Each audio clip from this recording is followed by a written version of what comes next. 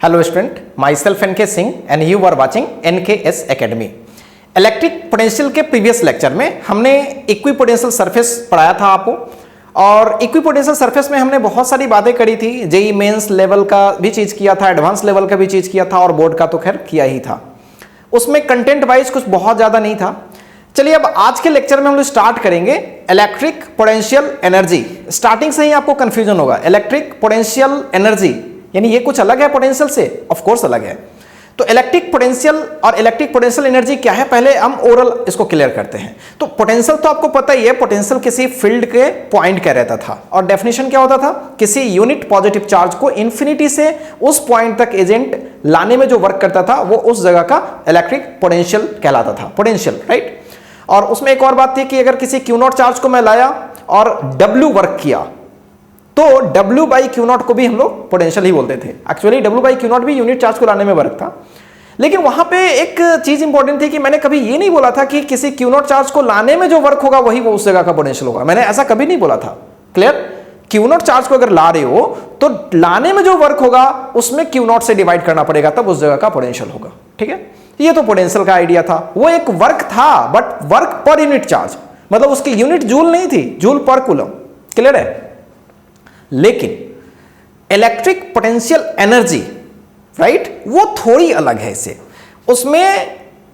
इसमें क्या करते हैं हम लोग कि किसी भी चार्ज को इनफाइनाइट सेपरेशन से किसी फाइनाइट सेपरेशन पे लाते हैं। ऑब्वियसली वहां भी यही होते थे, वहां भी पोटेंशियल में भी यही होता था कि इनफाइनाइट से किसी फाइनाइट पे लाते थे, लेकिन वहां पे था कि वर्क पर यूनिट चार्ज, यानी यूनिट चार्ज को लाने में वर्क। लेकिन यहां पे मैं बोलूंगा कि किसी भी यूनिट चार्ज को नहीं, बल्कि किसी भी चार्ज को इनफाइनाइट से किसी फाइनाइट पॉइंट पर अगर आप ले आ रहे हो तो जो उसमें वर्क करेगा एजेंट, उस वर्क को ही हम लोग क्या बोला करेंगे, इलेक्ट्रिक पोटेंशियल एनर्जी। किसका? सिस्टम का। उसमें इस चार्ज का भी हो सकता है, उस चार्ज का भी हो सकता है, हम जनरली सिस्टम का भी बोल सकते हैं, राइट, या उस इंडिविजुअल चार्ज का भी बोल सकते हैं, नो प्रॉब्लम। तो क्लियर है? दोनों में क्या फर्क है? थोड़ा सा फर्क है। एक, work per unit charge is the potential of that point, और अगर टोटल वर्क की बात मैं करूं तो टोटल वर्क जो होगी एजेंट के द्वारा लाने में, राइट, वो उस चार्ज का उस पोजीशन पे क्या कहलाएगी, electric potential energy. So clear? Work, only work is the potential energy of that charge, work per unit charge is the potential of that point. So clear? तो अगर हम इसको डिफाइन करें इलेक्ट्रिक पोटेंशियल एनर्जी को, तो अपने तरीके से डिफाइन भी कर सकते हैं, बहुत अलग अलग तरीके से लोग डिफाइन करते हैं। एक नॉर्मल तरीका डिफाइन करने का ऐसे कि लोग बोलते हैं कि भाई अगर कोई सिस्टम ऑफ चार्ज है, 2 है, 3 है, जो भी है, तो अगर किसी सिस्टम ऑफ चार्ज को इनफाइनाइट सेपरेशन से फाइनाइट सेपरेशन पर हम ले आए तो लाने में जो एजेंट वर्क करेगा वही क्या होगा, पोटेंशियल एनर्जी होगा। उसका एक सिंगल का होगा, इसका बोल सकते हो, सिस्टम का बोल सकते हो, जैसे भी बोल लो, राइट। तो अगर हम इसको डिफाइन करें तो क्या होगा, the work done in assembling the system of 2 charges from infinite separation is called electric potential energy. Clear? अब इसको सोचे जरा कि कैसे ये चीजें आएंगी। मान लो कि हमारे पास 2 चार्ज का सिस्टम है, शुरू में इनफाइनाइट पे था, राइट, यानी एक हमारे हाथ में है और एक दूसरा इनफाइनाइट पे है, मतलब इस चार्ज के फील्ड से बाहर है। तो आप फाइनाइट पर कैसे लाओगे? लाने के बहुत तरीके हैं ना, आप इसको भी कुछ ले जाओगे, फिर उसको भी कुछ लाओगे, वो भी तरीका है। इसको रेस्ट में रखो, उसको ले आओ, या फिर उसके नजदीक इसको ले जाओ। क्लियर है? तो कई तरीके हैं चार्जेस को फाइनाइट सेपरेशन पे लाने के। लेकिन अल्टीमेटली आप क्या देख रहे हो, अगर हम इस चार्ज पे बैठ जाएं, ये भी चल रही है या वो भी चल रही है, हम इस पे बैठ जाए तो रिलेटिवली हम क्या देख रहे हैं कि हमारे इसके फील्ड में वो आ रही है। अगर मैं इस पे बैठ जाऊं तो मुझे क्या फील होगा कि इसके फील्ड में वो आ रही है, या उस पे बैठ जाऊं तो क्या लगेगा कि उसके फील्ड में ये आ रही है। तो अल्टीमेटली आप किसी एक चार्ज को रेस्ट में रख लो और दूसरे को ले आओ, राइट, चाहे वो एक्चुअल में वैसे हो रही हो या नहीं हो रही हो, कोई फर्क नहीं पड़ता। किसी एक चार्ज पे बैठ के देखोगे तो एक चार्ज आपके पास आ रही होगी। क्लियर? तो किसी इनफाइनाइट सेपरेशन से अगर हम फाइनाइट पे ला रहे हैं तो किसी एक चार्ज को हम थोड़ी देर के लिए क्या मन में सोच लेते हैं, रेस्ट में, तो उसको इनफाइनाइट से फाइनाइट पे लाते हैं, वर्क निकाल लेते हैं, और वही क्या हो जाएगा, अपना आंसर हो जाएगा, वही पोटेंशियल एनर्जी हो जाएगा उस चार्ज का, या इनफैक्ट उस सिस्टम का हो जाएगा। So clear? अब इसमें थोड़ा सोचने की चीज है, सोचने की चीज ये है कि जो वर्क होगी, राइट, और वो जो एनर्जी हो गई इलेक्ट्रिक पोटेंशियल, वो गई कहां? मतलब वो एनर्जी के रूप में है, तो वो एनर्जी किस रूप में होगी? कहीं तो वो एनर्जी किसी रूप में दिखेगा, बिल्कुल दिखेगा। तो जो चार्ज है ना, जो चार्जेस का सिस्टम है, उसकी एक इलेक्ट्रिक फील्ड है, राइट। तो उस फील्ड में दरअसल वो जो वर्क है एजेंट के द्वारा वो स्टोर्ड है। मतलब किसी भी सिस्टम का जो इलेक्ट्रिक पोटेंशियल एनर्जी होता है वो उसके फील्ड में स्टोर होता है। क्लियर है? तो यहां पे ध्यान रखिएगा कि इलेक्ट्रिक पोटेंशियल एनर्जी फिलहाल हम लोग डिस्क्रीट चार्ज सिस्टम का पढ़ रहे हैं, ठीक है। और हमारे लिए दो चीज पढ़ना है यहां पे।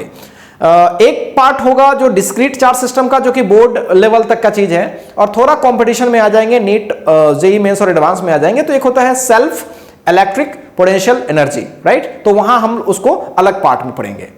तो फिलहाल अभी क्या कर रहे हैं, अलग अलग चार्जेस, पॉइंट चार्जेस ले लेंगे, कहीं से लाएंगे, फाइनाइट सेपरेशन पे लाएंगे, उसका हम लोग निकाल रहे हैं। तो दो पार्ट में हम लोग इसको स्टडी करेंगे। तो पहला पार्ट है डिस्क्रीट सिस्टम का।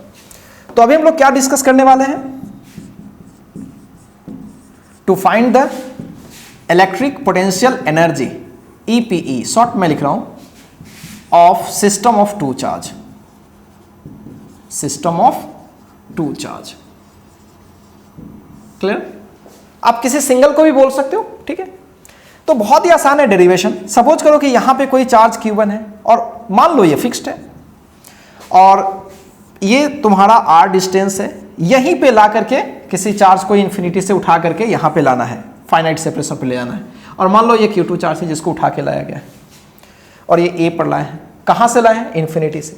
तो ऑब्वियस सी बात है कि जो वर्क डन होगी एजेंट के द्वारा, work done by agent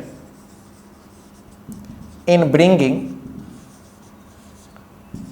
Q2 from infinity to P, क्या यही होगी इलेक्ट्रिक पोटेंशियल एनर्जी के बराबर? यस, डेफिनेशन में यही पड़े। अब सोचो वर्क क्या होगी, वर्क निकाल लेंगे तो इलेक्ट्रिक पोटेंशियल एनर्जी आ जाएगा।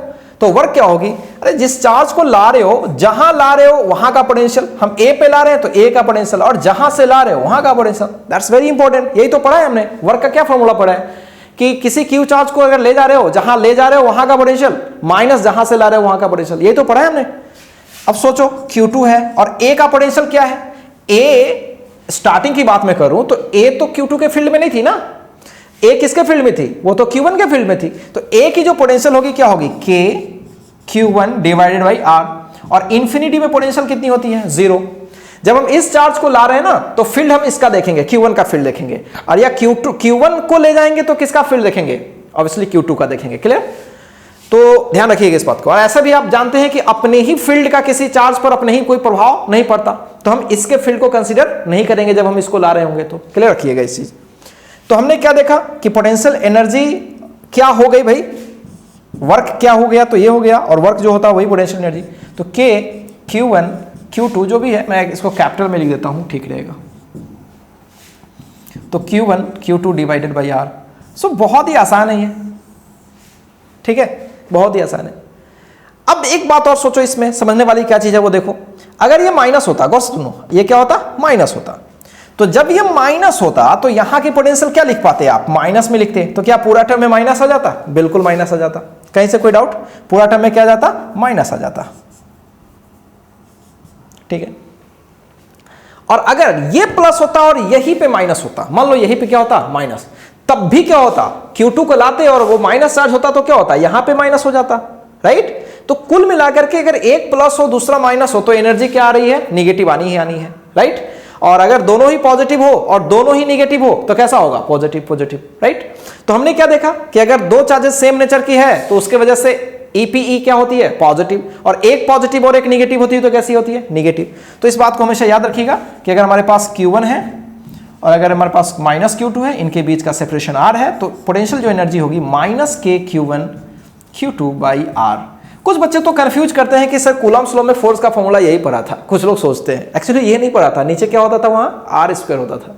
कंफ्यूज नहीं होइएगा, K Q1 Q2 by R square होता था। ये एनर्जी है, तो minus K Q1 Q2 by R। Clear, याद रखिएगा। तो ये किसका पोटेंशियल एनर्जी है? इसका भी हो सकता है, इसका भी हो सकता है, हम सिस्टम का भी बोल सकते हैं। क्लियर है? तो जनरली हम लोग सिस्टम का बोलते हैं या सिंगल का बोलते हैं potential energy, electric potential energy तो भी बोल सकते हैं। क्लियर है? तो चलिए इन सब चीजों को आप एक बार अच्छे से कॉपी कर लीजिए ठीक है, और इस पे बेस्ड मैं कुछ छोटे छोटे छोटे छोटे पहले सवाल बनाऊंगा, फिर धीरे धीरे उसका लेवल बढ़ाते चलूंगा। ठीक है, कॉपी कीजिए। आइए इलेक्ट्रिक पोटेंशियल एनर्जी पे बेस्ड कुछ सवाल करते हैं। तो पहला सवाल कुछ इस तरीके का है, आपसे पूछा गया find the electric potential energy of the system. एक बात और ध्यान से सुनिएगा, कभी कभी इस सवाल को फ्रेम करने का तरीका अलग होता है। बोलेंगे कि पूरा जो सिस्टम है, राइट, पूरे सिस्टम को मुझे क्या कर देना है, सेपरेट कर देना है इनफाइनाइट सेपरेशन पे, राइट, तब क्या वर्डन होगी। यानी ऐसा भी कभी कभी लोग बोलते हैं कि इस पूरे सिस्टम को बनाए रखने में या ये पूरे सिस्टम को बनाने में कितनी एनर्जी वेस्ट हुई होगी। एजेंट कुछ ना कुछ एनर्जी वेस्ट किया होगा ना, बर्बाद किया होगा। तो कभी कभी ये भी बोलता है कि फाइंड द एनर्जी रिक्वायर्ड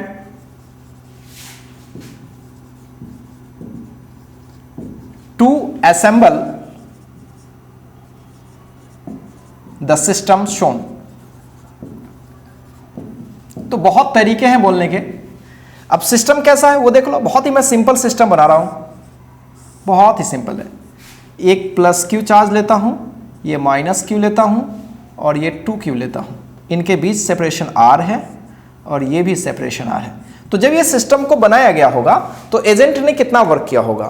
तो ऑब्वियस सी बात है कि सिस्टम में जो टोटल एनर्जी मौजूद होगी, राइट, टोटल इलेक्ट्रिक पोटेंशियल जो सिस्टम में होगी वही इस सिस्टम को बनाने में एनर्जी खर्च हुई होगी, राइट, और एजेंट ने उतना ही वर्क किया होगा।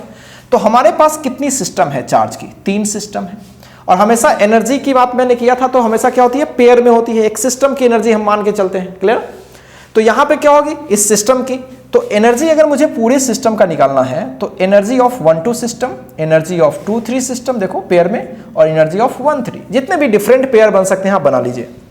इसका बनाएंगे तो क्या होगा, k q q by r, लेकिन माइनस में क्यों, एक प्लस है और माइनस। 2-3 देखिए ये भी माइनस में होगा, k q into 2q by r। Third का देखिए, फर्स्ट और थर्ड भी माइनस में होगा, प्लस में होगा, सॉरी ये प्लस और प्लस है, तो plus k q into 2q divided by 2r। 2 से 2 कैंसल, सॉल्व कर लीजिए, k q square by r minus 2k q square by r plus k q square by r। k q square by r, k q square by minus plus cancel हो गया, तो 2k q square by r। तो potential energy system की क्या हो रही है, ये हो रही है। सो बहुत ही आसान है, ठीक है।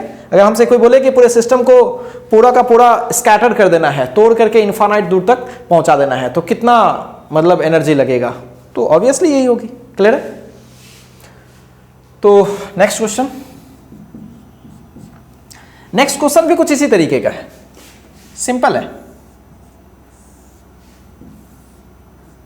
मान लीजिए कि 3 चार्जेस ट्रायंगल पे रख दी गई इस तरह से, और इक्विलेटरल ट्रायंगल है, सबकी साइड मान लो कि 1 मीटर है, ठीक है। अब आप बताओ कि पूरे सिस्टम की पोटेंशियल एनर्जी क्या होगी, ठीक है। बहुत ही आसान है ना।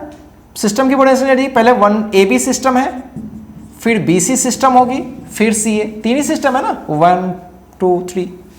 तो अब सबका निकाल लो, फिर AB का निकालोगे तो क्या होगा, k q q, लेकिन यहाँ 2q है तो 2k q स्क्वायर बाई 1। दूसरे का निकाल लो, 4 2 जा 8 यानी 8k q स्क्वायर बाई 1, और इसका निकाल लो 4 1 जा 4 यानी 4k q square by 1। Add कर लो 14k q square. So this is the potential energy of the system. तो बहुत ही आसान है पूरे सिस्टम की। इसी तरीके से हम चाहे तो स्क्वायर का भी बना सकते हैं। स्क्वायर के कॉर्नर पे कुछ चार्जेस को डाल दिया जाए तो उसका भी हम चाहे तो निकाल सकते हैं, ठीक है। तो पहले आप इस चीज को कॉपी करिए, तो फिर मैं आपको स्क्वायर वाला करके बताता हूं, ठीक है। ये स्क्वायर वाला सवाल देखते हैं। सवाल कुछ ऐसा है, ABCD एक स्क्वायर है, इसके कॉर्नर्स पर इक्वल इक्वल चार्जेस रखी गई है और प्रत्येक का साइड क्या है, स्मॉल r। तो आपसे पूछा गया है कि पूरे सिस्टम की पोटेंशियल एनर्जी क्या होगी, ठीक है। बच्चे लोग एक कॉमन मिस्टेक इसमें करते हैं। बच्चे लोग सोचते हैं कि 1 पेयर, 2 पेयर, 3 पेयर और 4 पेयर, 4 पेयर का फटाफट निकाल लेते हैं और आंसर कर जाते हैं। ये मिस्टेक हो गया उनसे। क्या मिस्टेक हो गया, आप लोग भी फील कर रहे होंगे। देखिए AC पेयर भी एक छूट रहा था ना, और एक BD पेयर भी छूट रहा था। तो कभी कभी पेयर्स लेने में प्रॉब्लम हो जाती है बच्चों को, ठीक है। तो पेयर्स लेने में अगर प्रॉब्लम हो तो उसके लिए मैं आपको एक तरीका बताता हूं। तरीका देखिए क्या है, आपको कितने वर्टिसेस है, कितने चार्जेस, इनफैक्ट 4 चार्जेस हैं, और 4 में से कितने का सिलेक्शन करना होता है पोटेंशियल एनर्जी के लिए, 2 का। मतलब 4 में से हमेशा क्या करते हैं, 2 का सिलेक्ट करते हैं एट ए टाइम। तो टोटल कितने कॉम्बिनेशंस बनेंगे, तो क्या आप इसको 4C2 से कैलकुलेट कर देखो, फैक्टोरियल 4 फैक्टोरियल 2 और ये तुम्हारा हो गया फैक्टोरियल 2, ठीक है। तो फैक्टोरियल 4 को लिखोगे 4 × 3 फैक्टोरियल 2, नीचे देख लो फैक्टोरियल 2 फैक्टोरियल 2, क्लियर। तो अगर गौर से देखो तो फैक्टोरियल 2 की वैल्यू 2, 2 × 4, ये पूरे कट गया, 3 फैक्टोरियल 2 कितना आ गया 6। तो कितने पेयर्स होने चाहिए, 6 आएंगे भी, देखो 1 2 3 4 तो ऐसे हो गए, 5 और 6 पेयर। तो ऑब्वियस सी चीज है, अगर सिस्टम का पोटेंशियल एनर्जी अगर आपसे कोई पूछे तो आप ऐसा कर लेना, एक AB पेयर, फिर BC पेयर, फिर CD पेयर, फिर DA पेयर, ये तो साइड वाला हो गया ना। फिर आ जाओ कॉर्नर वाला AC पेयर, फिर आ जाओ BD पेयर। तो देखो सारे साइड तो इक्वल है ना, मैंने सिंपलिसिटी के लिए इजी ले लिया था, मतलब KQ²/R KQ²/R फिर KQ/2 KQ/, राइट। तो सबका एक ही टाइप का है ना, तो 4 से मल्टीप्लाई कर ले, एक का निकाल करके सोचो तो KQ²/R, 1 pair 2 pair 3 pair 4 pair तो आइडेंटिकल है ना।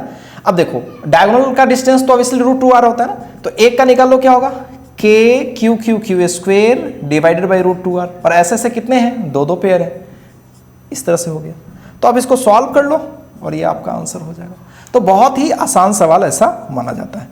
इस तरह से एक और सवाल भी थोड़ा सा टेढ़ा फ्रेम किया जा सकता है, जैसे ये देख लो, क्यूब वाला देख लो,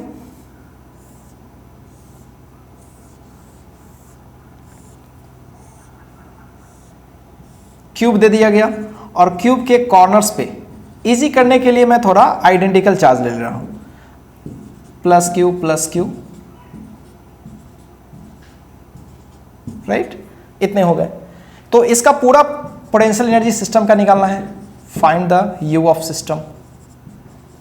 आप सोचो इसमें थोड़ी सी परेशानी होगी आपको, क्योंकि इसके बहुत सारे पेयर बनने वाले हैं। सोचो एक तो साइड का ही बहुत सारा पेयर बनेगा, ऊपर से फिर ये डायगोनल का भी बहुत सारा, मतलब फेस का जो डायगोनल है उसका बहुत सारा पेयर बनेगा, और फिर बॉडी का डायगोनल है उसका भी कई एक पेयर बनेगा। तो सबको फील मैं कराता हूं आपको।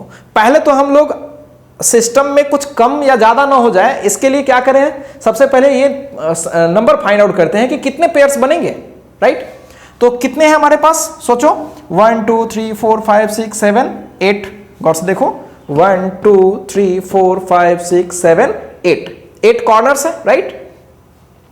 तो 8 कॉर्नर्स है, तो 8C2 कैलकुलेट करते हैं। तो फैक्टोरियल 8 और 8 में से 2 गया, फैक्टोरियल 6 और नीचे फैक्टोरियल 2, तो 8 × 7 × फैक्टोरियल 6 और नीचे फैक्टोरियल 6 और नीचे तो 2, ये पूरा कट जाएगा और 2 4 जा,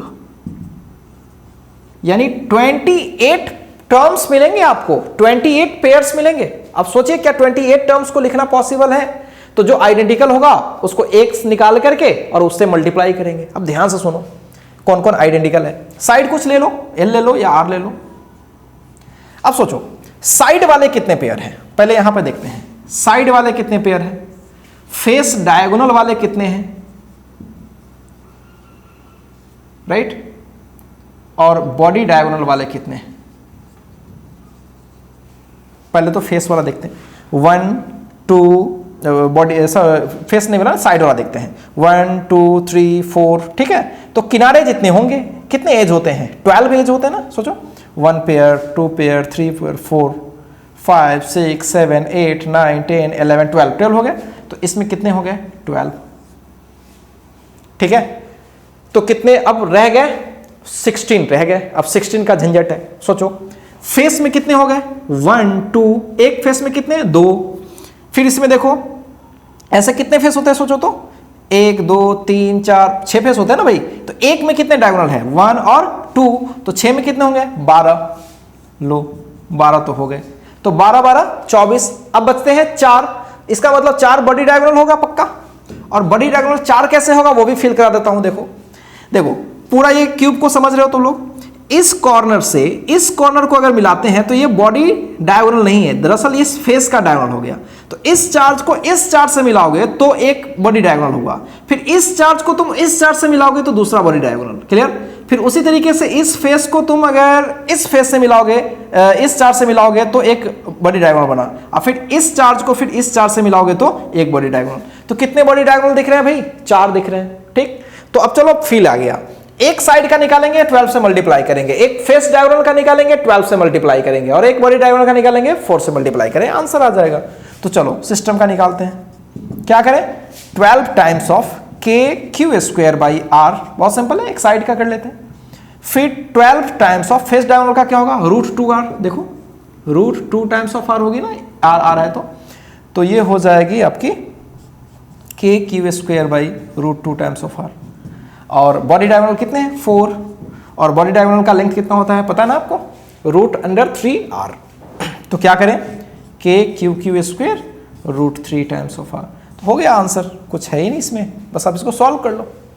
तो कुल मिलाकर के ऐसे सवाल देखने में भरी टफ लगता है, लेकिन आप सबसे पहले क्या कर लो, चेक कर लो कि कितने पेयर्स बनने वाले हैं। तो अपने पास कितने पेयर्स बने हैं? 28 पेयर्स बने हैं, और 28 पेयर को तोड़ो कि कैसे कैसे आइडेंटिकल पेयर्स हो रहे हैं। तो जितने साइड्स वाले हैं सब आइडेंटिकल हैं, फेस डायगोनल वाले आइडेंटिकल हैं, काउंट कर लिया कितने हैं, और उसी तरह से बॉडी डायगोनल भी पता पड़ गया, और इस तरह से सबका निकाल लिया और आंसर कर लिया। क्लियर है? तो चलिए अब इस सवाल को कीजिए, मैं कुछ और वैरायटी के सवाल आपको कराता हूं।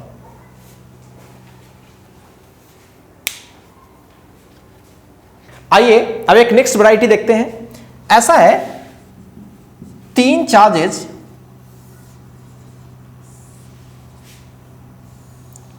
इक्विलैटरल ट्रायंगल के साइड्स पे ली गई थी, तीनों प्लस क्यू ले लेता हूं, और इसकी साइड 2r थी, राइट। अब आपसे बोला गया कि इस सिस्टम को किसी दूसरे सिस्टम में मुझे कन्वर्ट करनी है, दरअसल इसको कंप्रेस करनी है। ठीक है, क्या करनी है? कंप्रेस करनी है, और कंप्रेस करके आर साइड वाला इक्विलैटरल ट्रायंगल में कन्वर्ट कर देना है। तो अब सोचो, प्लस प्लस प्लस कंप्रेस करोगे तो क्या होगा? एक्सटर्नल एजेंट को वर्क करना पड़ेगा। तो सवाल वही है कि ऐसा कंप्रेशन में कितना वर्क होगा। Find the work done in given compression. Question में पूरा मेंशन है, मैं थोड़ा शॉर्ट क्वेश्चन को लिखा हूं, पूरी चीजें लिखी रहती है कि 3 charges each of magnitude plus q are situated at the corners of equilateral triangle. Now system is changed to another system in which each charges are situated at the corners of an another equilateral triangle of side r, right? तो इस तरह से सवाल करेगा और फिर पूछेगा कि find the work done in doing so, right? ऐसा करने में क्या वर्क हो। तो कैसे करें? बहुत ही सिंपल तरीके से करेंगे। देखिए, क्या इस पूरे सिस्टम के पास एनर्जी है? क्या बाद में भी सिस्टम के पास एक नई एनर्जी आएगी?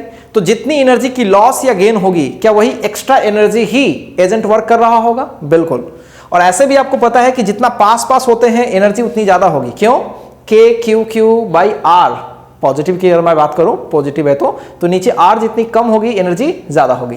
तो बाद के सिस्टम को ज्यादा एनर्जी चाहिए और पहले के सिस्टम को कम एनर्जी चाहिए, राइट। तो इस सिस्टम से इस सिस्टम में लाने के लिए एजेंट पक्का क्या किया होगा? वर्क किया होगा। मतलब एजेंट के द्वारा जो वर्क होगी वो इसमें एक्स्ट्रा इन्वॉल्व हुई होगी। क्लियर है? तो ऑब्वियस ही बात है, पहले इसका एनर्जी निकाल लेते हैं, फिर इसका एनर्जी निकाल लेते हैं, बाद की एनर्जी में से पहले की एनर्जी को क्या कर लेते हैं? माइनस कर लेते हैं। तो एजेंट ने कितना वर्क किया पता पड़ जाएगा। तो ऐसा करते हैं, वर्क डन बाय एजेंट। बहुत ही आसान है ना। क्या होगा ये? U2 माइनस U1, और U2 क्या होगा? सब तो आइडेंटिकल है, तो 3 times of k q q यानी q square by r. Clear है? और पहले का क्या होगा सोचो? K q q q square by r के जगह पर क्या है? 2r। बस सॉल्व कर लो इसको। सॉल्व करोगे तो क्या मिलेगा तुम्हें? 2r एलसीएम होगा 6 के क्यू स्क्वायर माइनस 3 के क्यू स्क्वायर, तो ये हो गया 3 के q square by 2r positive. तो एजेंट ने कैसा वर्क किया? पॉजिटिव वर्क किया।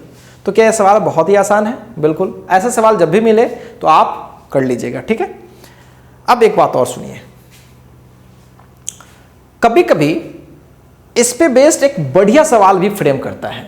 अगर आप कूलम्स लॉ देखे हैं, कूलम्स लॉ का अगर आपने सेशन देखा है, तो कूलम्स लॉ में मैंने एक छोटा सा सवाल भी किया था। अगर आपको याद हो कि एक चार्ज फिक्स्ड है, राइट, और एक चार्ज यहां पे रखा गया है, जब हम उसको रिलीज करते हैं तो किसी R1 सेपरेशन से किसी R2 सेपरेशन पर हो जाती है, तो वहाँ पे उसकी रफ्तार क्या हो जाती है। इस तरह के सवाल वहाँ पे किए गए हैं और वहाँ पे ये बताया गया था कि उस सवाल को हम एनर्जी मेथड से बहुत ही आसानी से कर सकते हैं। तो चूंकि अब एनर्जी पढ़ लिए हैं तो उस सवाल को हम फिर से फ्रेम कर सकते हैं। तो चलिए पहले एक छोटा सा सवाल सीखते हैं। इसमें बहुत सारे सवाल के वैरायटी है, लेकिन पहले एक छोटा सा सवाल करते हैं। मान लीजिए कि आपके पास एक +Q1 चार्ज है और ये फिक्स्ड है, और यहां पे भी कोई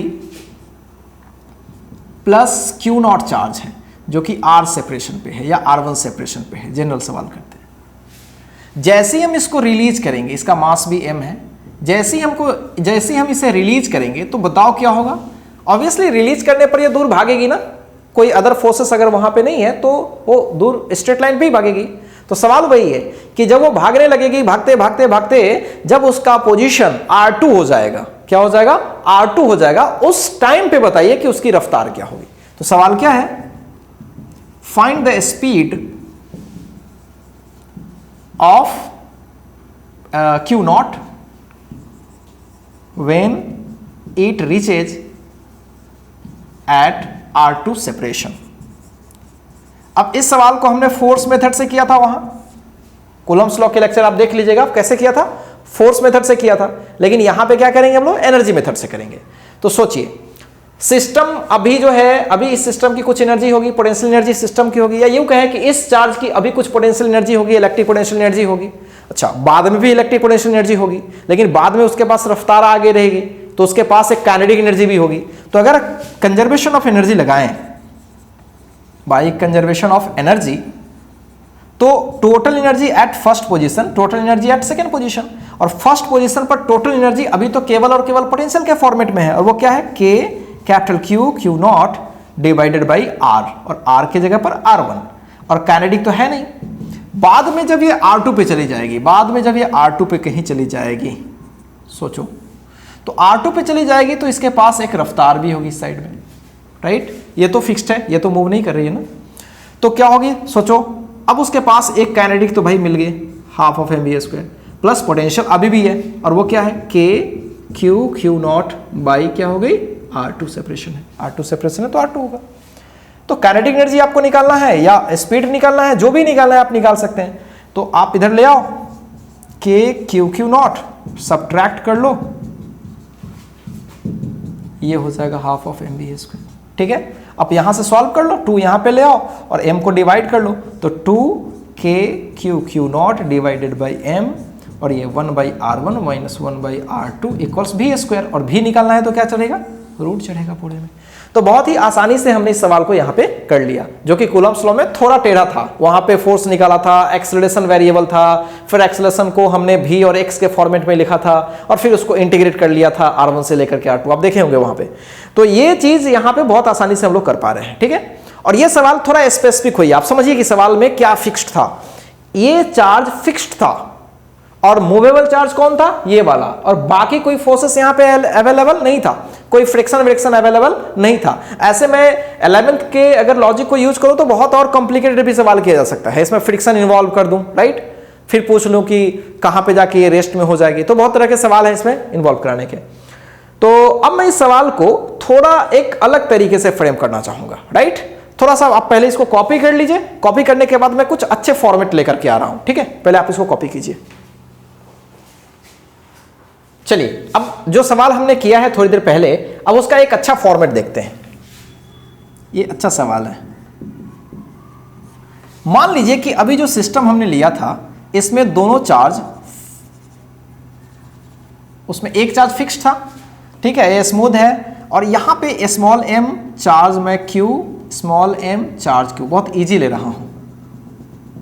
इसका सेपरेशन शुरू में r, राइट, और दोनों फ्री हैं। दोनों कैसे हैं, फ्री। जैसे हम रिलीज करेंगे रेस्ट से, तो एक इधर भागेगी और एक इधर भागेगी। तो सवाल यही है, find the speed of each charge when separation becomes 2r।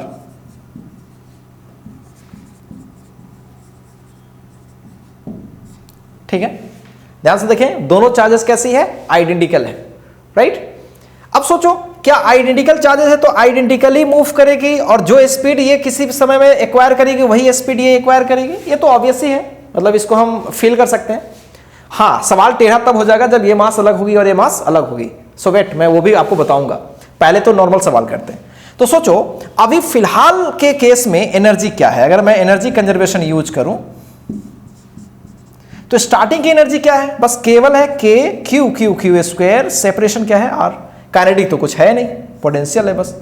जब ये टू आर सेपरेशन पे हो जाएगी, सोचो जब ये 2r सेपरेशन पे हो जाएगी तो क्या इसके पास रफ्तार भी आ जाएगा, यस।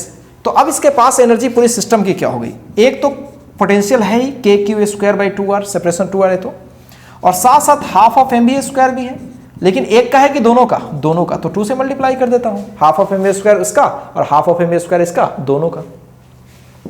अब इसको सॉल्व कर लेते हैं तो क्या होगा, सोचो k q square by are और के q square by 2r equals क्या होगा, mv स्क्वायर, और सॉल्व करोगे इसको तो के क्यू स्क्वायर बाई 2r ही आएगा, तो के क्यू स्क्वायर बाई 2r और mv स्क्वायर। तो इस तरह से हम लोग का क्या आ गया, भी अगर निकालें तो के क्यू स्क्वायर बाई 2mr का रूट अंडर, क्लियर है। तो आप इस चीज को देख सकते हैं और ये वेलोसिटी हो जाएगी किसी 2r सेपरेशन पर। तो इस तरह से सवाल हम चाहे तो फ्रेम कर सकते हैं। अब एक सवाल और जो बढ़िया सवाल है, ठीक है, तो पहले मैं उस चीज को यहां पे लिख देता हूं और आप क्या करें, पहले अटेम्प्ट करें और अटेम्प्ट करने के बाद फिर मैं इसका सॉल्यूशन आपको बताता हूं। तो पहले मैं आपको सवाल दे देता हूं। सवाल ये है कि ये 2m मास है, राइट, और मान लो ये m मास है, क्लियर है, या फिर और भी कॉम्प्लिकेटेड कर देता हूं, ये 3m ले लिया और ये 2m ले लिया, इसका सेपरेशन r है, राइट, और इसकी चार्ज मैं इक्वली ले लेता हूं। तो सवाल वही है, find the speed of each charge at separation 2r। ठीक है, आप अभी वीडियो को पॉज करके और इन सब चीजों को एक बार अच्छे से देख लीजिए और इसको आप ट्राई कीजिए खुद से कैसे हम उस पर ये करें। और एक छोटा सा हिंट है सेंटर ऑफ मास का, ठीक है, अगर कोई सिस्टम पर एक्सटर्नल फोर्स नहीं लगती है तो उसकी लीनियर मोमेंटम हमेशा क्या रहती है, कंजर्व रहती है, ध्यान रखिएगा हमेशा।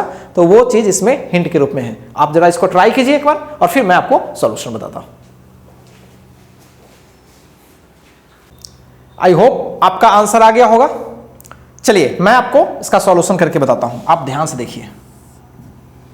सबसे पहली चीज, क्या दोनों की स्पीड एक समान होगी 2r सेपरेशन पर? बिल्कुल नहीं, एक ज्यादा भारी है और एक कम भारी है, तो ऑब्वियसली दोनों की स्पीड अलग अलग होगी। तो थोड़ी देर के लिए मैं मान लेता हूं कि 2r सेपरेशन पे 2m वाले की स्पीड हो गई है v1 और 3m वाले की स्पीड हो गई है v2, क्लियर है। तो ये 3m वाला है और ये 2m वाला है। तो मैं एनर्जी कंजर्वेशन लिखता हूं by conservation of energy, right. तो initial energy equals final energy. Initial तो काइनेटिक है ही नहीं, केवल पोटेंशियल है, और वो क्या है, k times of Q q q square divided by r, बस यही थी, काइनेटिक थी नहीं। बाद में आते हैं तो काइनेटिक भी है और पोटेंशियल भी है, तो k Q q q square divided by 2r plus half of, ध्यान से देखें, 2m इंटू v1 स्क्वायर और half of 3m into v2 square, ऐसा ही कुछ आपने लिखा होगा। अगर हम इसको इधर लाएं और सॉल्व करें तो फाइनली मुझे मिलेगा के क्यू स्क्वायर बाई 2r, देख लीजिए, इक्वल्स, ये 2 से 2 कैंसिल हो गया, तो यहाँ पे हो गया m, अगर हम कॉमन ले लें फाइनली पूरे में से, तो ये हो गया v1 square plus 3/2 v2 square. तो ये हो गया इक्वेशन फर्स्ट। यानी यहाँ पे फंस गया मामला कि v1 और v2 दो वेरिएबल्स है और उसमें एक ही इक्वेशन अभी में मिल रहा है, ठीक है। तो एक इक्वेशन और निकल जाए, तो एक इक्वेशन के लिए मैंने आपको हिंट दिया था। हिंट ये था कि इन दोनों चार्जेस पे इलेक्ट्रोस्टैटिक फोर्स के अलावा कोई एक्सटर्नल फोर्स तो एक्ट नहीं कर रही, और सिस्टम में खुद की फोर्सेस कैसी होती है, इंटरनल फोर्सेस, और इंटरनल फोर्सेस के वजह से सिस्टम की सेंटर ऑफ मास में कोई चेंजिंग नहीं आती है, सिस्टम की लीनियर मोमेंटम कंजर्व होती है, राइट। तो इनिशियल जो मोमेंटम होगी फाइनल मोमेंटम वही होगी। तो सोचो, सिंस F एक्सटर्नल सिस्टम पर क्या है, 0, सो लीनियर मोमेंटम क्या रहेगी, कंजर्व होगी। So conservation of linear momentum is valid, तो वैलिड है तो ऐसा करते हैं, initial linear momentum equals final, और इनिशियल लीनियर मोमेंटम क्या था भाई, जीरो। क्यों जीरो है सोचो, इसलिए जीरो था क्योंकि शुरू में रेस्ट में थी, और बाद में लीनियर मोमेंटम क्या होगी, लीनियर मोमेंटम एक वेक्टर फिजिकल क्वांटिटी है, तो वेक्टर के तरीके से सोचते हैं। तो एक की वेलोसिटी पॉजिटिव, अगर मैं इधर पॉजिटिव मानता हूं तो एक की पॉजिटिव और दूसरे की नेगेटिव, तो पहले की जो लीनियर मोमेंटम है वो -2m टाइम्स ऑफ v1 और दूसरे की प्लस है तो वो 3m टाइम्स ऑफ v2। अब इसको इधर सॉल्व करें तो हमें क्या मिलेगा, 2v1 इक्वल्स 3v2, राइट। तो यहां से v1 निकाल लेते हैं, 3v2/2। मैं सॉल्व नहीं कर रहा, आप अगर आपके पास दो इक्वेशंस ऐसे आगे होंगे तो आप आराम से v1 और v2 निकाल लेंगे। करना कुछ नहीं है, यहां से v1 का वैल्यू उठा करके इसमें डाल दो और फिर ये भी कुछ v2 का स्क्वायर होएगा, v2 का स्क्वायर कॉमन ले लो, फिर इसको साइड कर लो, रूट चढ़ा लो, फिर तुम्हारा v2 निकल जाएगा। और एक बार v2 निकल गया तो फिर तुम्हारा क्या निकल जाएगा, v1 निकल जाएगा। क्लियर है? तो ऐसे सवाल अच्छे माने जाते हैं। तो ये सवाल कहां से लिंक किया है, सेंटर ऑफ मास वाले चैप्टर से, कंजर्वेशन ऑफ लीनियर मोमेंटम से लिंक किया। तो चलिए पहले आप इसको कॉपी कर लीजिए, ठीक है। चलिए आइए देखते हैं कुछ और सवाल जिसमें हम लोग डिस्टेंस ऑफ क्लोजेस्ट अप्रोच वाला सवाल करते हैं, राइट। कौन सा, डिस्टेंस ऑफ क्लोजेस्ट अप्रोच। मैंने कुछ हार्ड वर्ड नहीं बोला है, एक्चुअली मान लो कोई चार्ज है, पॉजिटिव चार्ज है, और मैंने इस साइड से v वेलोसिटी से किसी चार्ज को फेंका है, तो ऑब्वियसली ये पॉजिटिव है और ये भी पॉजिटिव है, तो लगातार रिपल्सन होगा, तो धीरे धीरे इसकी स्पीड कम होगी और एक समय में क्या हो जाएगी, रेस्ट में आ जाएगी और फिर पलटी मार के भाग जाएगी। तो जितना मिनिमम जा पाया है उसके करीब, ठीक है, तो जितना करीब से करीब जा पाया है वो डिस्टेंस को क्या बोलते हैं हम लोग, डिस्टेंस ऑफ क्लोजेस्ट अप्रोच।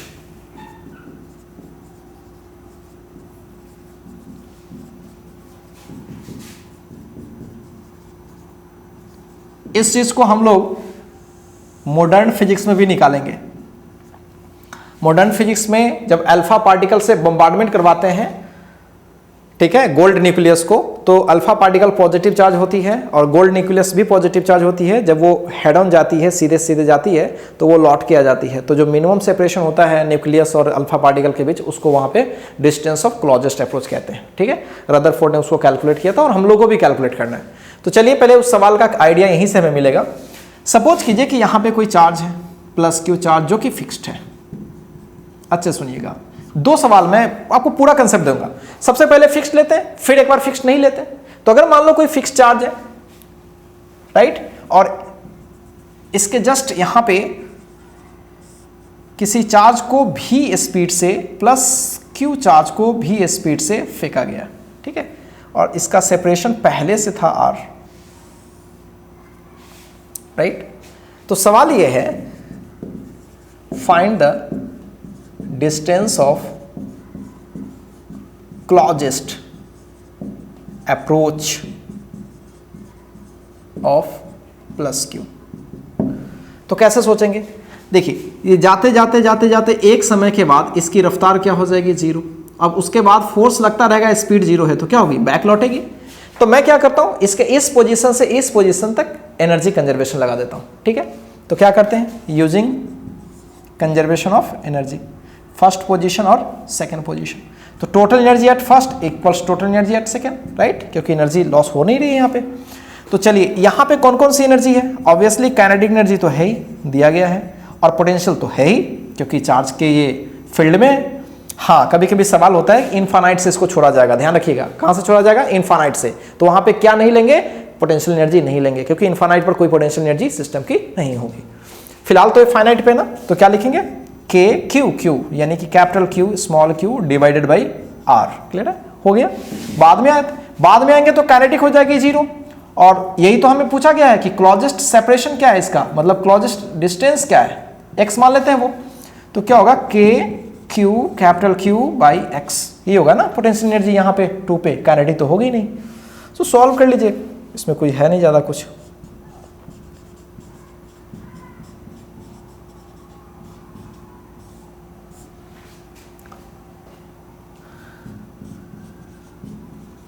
हमें x चाहिए, तो आप इसको सॉल्व करके आप इसको नीचे ले आओ या फिर इसको पलट दो, इसको भी पलट दो, और आप क्या कर लो, x फाइंड आउट कर लो, यही आपके आंसर्स हो जाएंगे। तो क्या आसान सवाल है ये, बिल्कुल। अब इसी पर एक सवाल और मैं सेट करता हूं जो कि थोड़ा अच्छा है, इसे ध्यान से देखो। जैसे मेरे पास कोई चार्ज है यहाँ पे, यहां से देखना प्लस क्यू चार्ज है, और इसको भी मैं इजी करने के लिए प्लस क्यू चार्ज लिया, इसका मास में m ले लिया, इसका भी मास m ले लिया। ठीक है, अभी फिलहाल ये रेस्ट में है, राइट, अभी फिलहाल रेस्ट में है, पकड़ के रखे हैं किसी, और इसको किसी खास वेलोसिटी से जस्ट छोड़ा गया। जस्ट मतलब जिस समय इसके पास v वेलोसिटी थी, राइट, तो इसको क्या किया गया, सोचो, जस्ट रेस्ट में रखे छोड़ा गया। लेकिन ये बाउंड नहीं है, जैसे इसमें क्या था, ये फिक्स्ड था, लेकिन इसमें क्या है, फिक्स्ड नहीं है।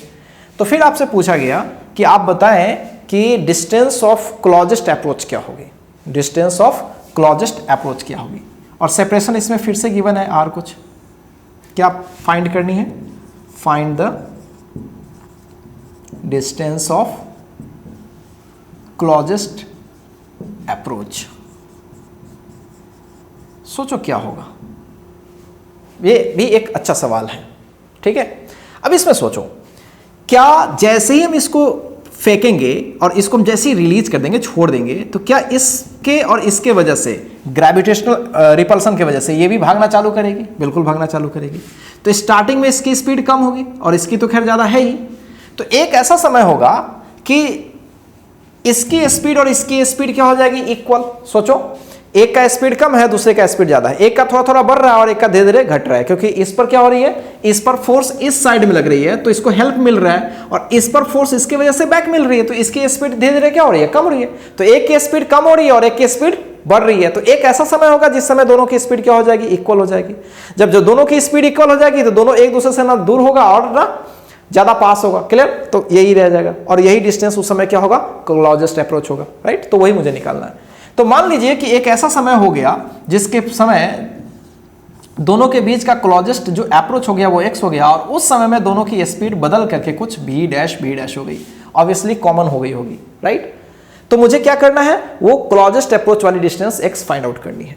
तो क्या करें भाई, वही पुरानी कहानी, इनिशियल एनर्जी फाइनल एनर्जी लगा लेते हैं। तो इनिशियल कौन कौन सी एनर्जी थी, इनिशियल तो इसके पास एनर्जी थी काइनेटिक, और पूरे सिस्टम की थी पोटेंशियल, तो half of mv square plus k times of q square divided by r।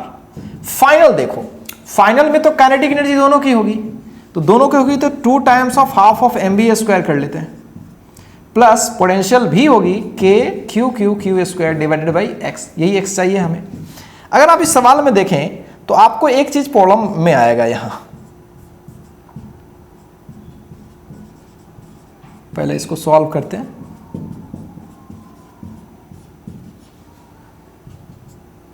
Sorry, एक चीज गड़बड़ हो गया है, यहाँ पे v डैश है, ठीक है।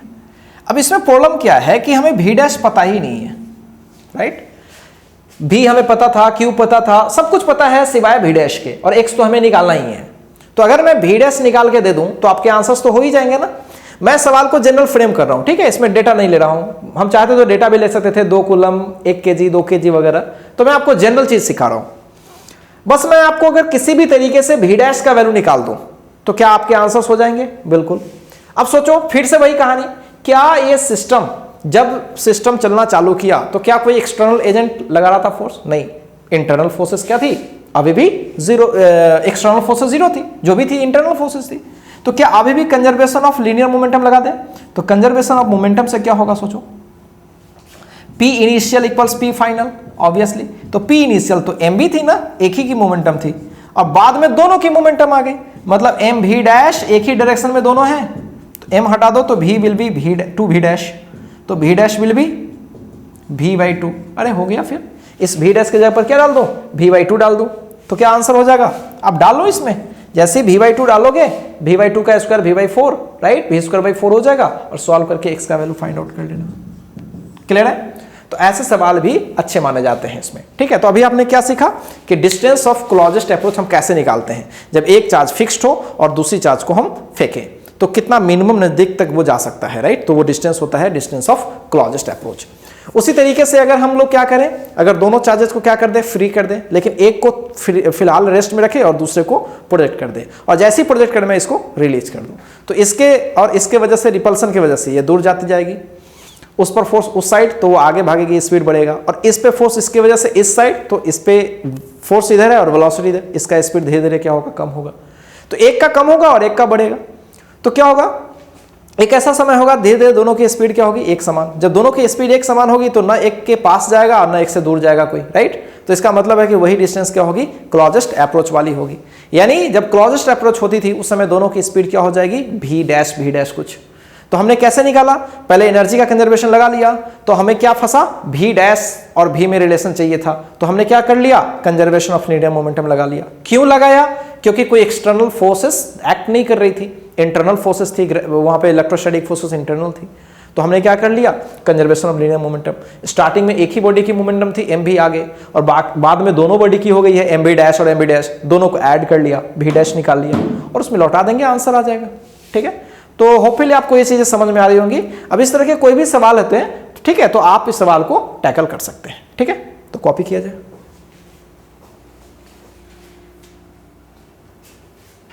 आइए एक सवाल और करते हैं जो कि जस्ट सिमिलर ही है।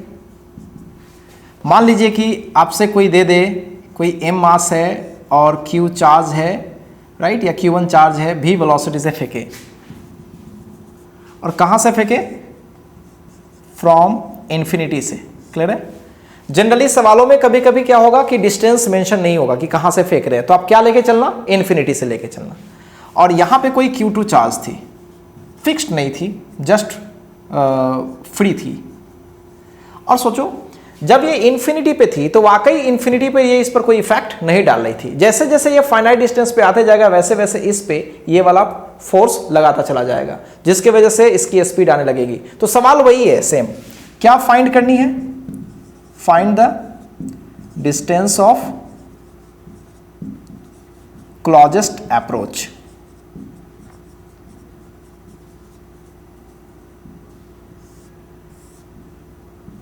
Clear, find the distance of closest approach. अभी कहां पे है, इनफाइनाइट डिस्टेंस पे, दोनों की मासेस सेम ले रहा हूं। लॉजिक क्या है, सिमिलर लॉजिक है। लॉजिक ये है कि अभी स्टार्टिंग में काइनेटिक होगी, पोटेंशियल तो होगी नहीं क्योंकि दोनों कैसे हैं, इनफाइनाइट सेपरेशन पे हैं। तो जब ये किसी फाइनाइट सेपरेशन पे आ जाएंगे, सपोज करो कि किसी फाइनाइट सेपरेशन पे आ जाएंगे, तो क्या दोनों की रफ्तार एक समान हो जाएगी, बिल्कुल। अभी थोड़ी देर पहले वही डिस्कस किए, ये एम और इनके बीच की सेपरेशन कुछ हो जाएगी एक्स मिनिमम।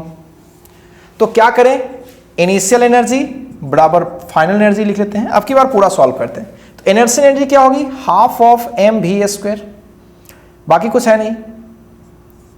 बाद की एनर्जी क्या होगी, kinetic, half of m v dash square, 2 times हो जाएगा ना उसका, प्लस के Q1 Q2 divided by x. इधर नहीं था उस समय क्योंकि कहां था, ये इनफाइनाइट डिस्टेंस पे था। क्लियर है, सॉल्व कीजिए। तो अगर आप इसको सॉल्व करते हैं,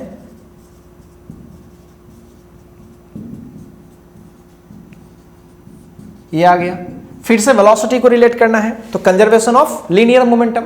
स्टार्टिंग में मोमेंटम क्या थी, एम भी, बाद में क्या हो गई है, एम भी डैश, फिर एम भी डैश। तो क्या हो जाएगा सॉल्व करने पे, ये कंजर्वेशन ऑफ लीनियर मोमेंटम में लगा रहा हूं, तो एम से कैंसिल कर लो, तो v will be 2 v dash, so v dash will be v by 2। ठीक है, तो solving first and second, from first and second solve करते हैं। Half of m B square और ये v बाई 2 का स्क्वायर, तो क्या होगा 1/4 एम बी स्क्वायर। सॉल्व करें, half of m B square minus 1/4 m B square, that will be k Q1 Q2 by x. अगर हम इसको माइनस कर लें तो 1/4 टाइम्स बचेगा k Q1 Q2 by x. तो अगर हम x निकालें तो 4k Q1 Q2 divided by m B square. तो ये हो गया आपका minimum separation between two charges, right, when they are at near positions, right. तो ये चीजें हमें समझ में अच्छे से आ गई। अब इस वीडियो सेशन में हम लोग यहीं तक रखेंगे, लेकिन जो अभी इनकमिंग वीडियो सेशंस होंगी, अभी हम लोग इसी चीज को कंटिन्यू करेंगे, पोटेंशियल एनर्जी को ही कंटिन्यू करेंगे। बट उस सेशन में हम लोग ज्यादातर बात जेई मेंस और जेई एडवांस लेवल का ही कर रहे होंगे, ठीक है। उसमें बोर्ड लेवल की कुछ चीजें नहीं होंगी। तो उसमें बेसिकली हम लोग अभी जो भी सवाल कर रहे थे वो एक लाइन पे कर रहे थे। तो ऐसा हो जाएगा कि जैसे एक चार्ज ऊपर हो गया और एक चार्ज नीचे हो गया और एक लाइन में वो मोशन नहीं कर रही है, तब उसका क्या होगा सिचुएशन, राइट। तो वहां पे बहुत सारा चीज करेंगे। और मैंने अभी बताया कि अभी हम लोग जो भी काम कर रहे हैं वो एक डिस्क्रीट चार्ज का जस्ट इंटरैक्शन, इन दोनों का अपना अपना इंटरैक्शन कर रहे हैं, राइट। अब कभी कभी क्या होता है कि एक बड़ा सा चार्ज सिस्टम होगा, बड़ा सा चार्ज सिस्टम हम बनाएंगे, छोटे छोटे चार्ज इकट्ठा करते करते एक बड़ा सा चार्ज सिस्टम बनाएंगे, तो उसमें भी एक पोटेंशियल एनर्जी होगी, राइट। उसके फील्ड अंदर में भी होगी, फील्ड पूरे बाहर में भी होगी, तो वहां भी तो पोटेंशियल एनर्जी होगी, ठीक है। तो उस इलेक्ट्रिक पोटेंशियल एनर्जी को हम लोग फाइंड आउट करेंगे नेक्स्ट वीडियो सेशन में। वहां पे हम लोग क्या क्या पढ़ेंगे एक बार जल्दी से मैं क्लियर कर दूं। वहां पे हम लोग इंटरैक्शन एनर्जी के अलावे हम लोग सेल्फ इलेक्ट्रिक पोटेंशियल एनर्जी पढ़ा करेंगे, राइट। और उस पे बेस्ट कुछ न्यूमेरिकल्स करेंगे, कुछ अच्छे सवाल वहां पे करेंगे, क्लियर है। तो चलिए इस वीडियो सेशन को हम लोग यहीं पे एंड करते हैं। So thank you for watching.